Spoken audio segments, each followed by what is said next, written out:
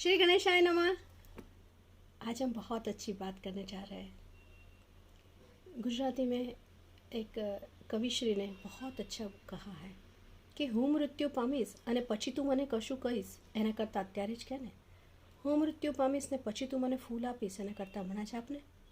ऐसे बहुत छोटी छोटी बातें हैं जो हमारे हर रोज़ की ज़िंदगी में बहुत अहमियत रखती है और यही है रिलेशनशिप, हारमनी। ये हारमनी, ये रिलेशनशिप हर एक के जीवन में हर पल आता है। माता पिता के साथ हो, भाई बंधु के साथ हो, ऑफिस में हो, दोस्तों के साथ हो, पति पत्नी के बीच में हो, दो प्यार करने वाले हो उसके बीच में हो, या हमारे जो कम्युनिकेशन वाले जो एरिया है वहीं पे हो सकता है। यानी ये जो फैक्टर है वो हमारे जीवन में हम जब भी सांस लेते हैं तब ये हमें चाहिए। सबसे पहले हमारे रिलेशनशिप की जो नींव बोली जाती है वो है कम्युनिकेशन। कभी कभी हम सोचते हैं कि हम कम्युनिकेशन नहीं करेंगे तो क्या चला जाएगा, आज नहीं तो कल वो बात बता देंगे।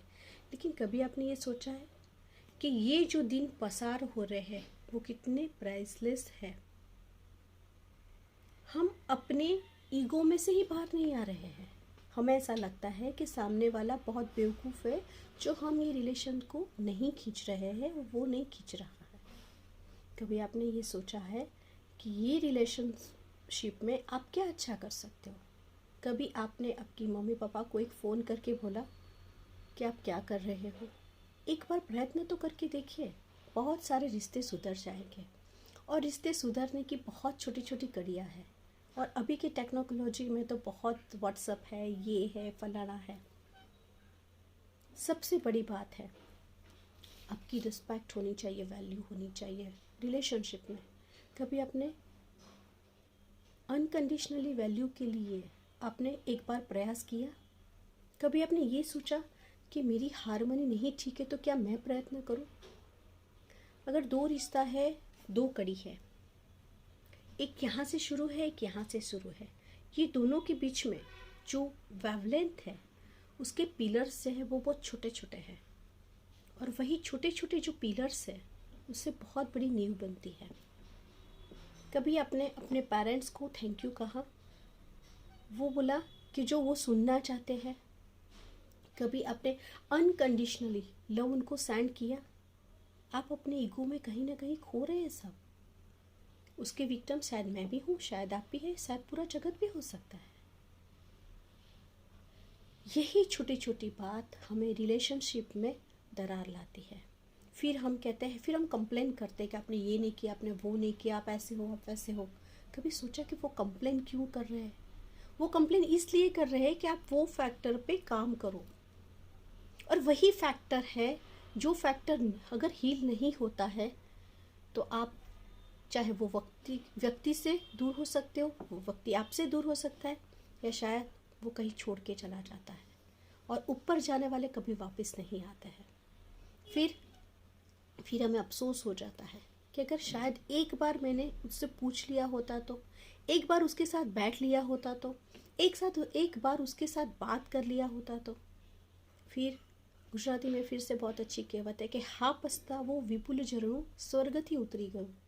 यानी एक बार चला गया वो वापस नहीं आता है। वैसे ही समय की बात वैसी है।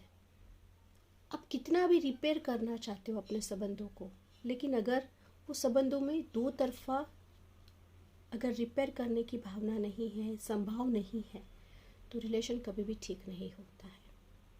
और जहाँ ईगो है, मैं अपने माँ बाप पिता से कैसे बात करूँ, वो नहीं बात करते तो मैं क्यों करूँ, मेरी दोस्त मुझसे बात नहीं करती है तो मैं क्यों करूं, उसने मेरे साथ ऐसा किया तो मैं उसके साथ ऐसा क्यों नहीं करूं। क्यों हम फॉरगिव नहीं कर सकते किसी को माफ़ नहीं कर सकते? और अपने ईगो से करुणा बहुत बहान है। एक बार अपने आप के हृदय पे हाथ रख के देखना और समझना और बोलना कि जितनी गलतियां आपने की है और उनकी माफ़ी आप परमात्मा से जितनी मांगते हो, क्या आप उतनी शिद्दत से किसी को माफ़ करते हो? जितनी माफ़ी हम परमात्मा से मांगते हैं, भगवान मेरी भूल हो गई, मैं नेक्स्ट टाइम ये नहीं करूँगा, तो क्या आप किसी को माफ़ करते हो? अगर कोई इंसान आपको माफ़ करना चाहता है फिर भी आप अपने ईगो में हो, फिर गैप गैप गैप। और यही कम्युनिकेशन की गैप आपके बिजनेस पे भी होती है, यही कम्युनिकेशन की गैप आपके हर एक फैक्टर में होती है। थोड़ा सा सोचना, क्या मैं गलत तो नहीं हूँ, थोड़ा सा संभल जाना, क्या मैं रुक तो नहीं रहा हूँ, थोड़ा सा सोच लेना कि मैं कहीं कहीं रुक तो नहीं गया हूँ। सोचना, अपने आप से बात करना, देन यू टेक डिसीजन। और बहुत अच्छी कहावत है कि सुबह का भूला अगर शाम को घर आता है तो उसको भूला नहीं कहते हैं। तो अपने आप से बात करो, कहाँ गलती हो गई है और उसको लिखो, कहीं पे टैर कर दो, इसको फाड़ डालो और आगे चलो। रुकने का नाम जिंदगी नहीं है, कहीं किसी को हील करके आगे बढ़ने का नाम जिंदगी है। और ये छोटी छोटी बात आपके संबंधों को बहुत अच्छा रिजल्ट देगी, बहुत अच्छा परिणाम देगी। कितनी देर कहीं आप किसी से भाग सकते हैं?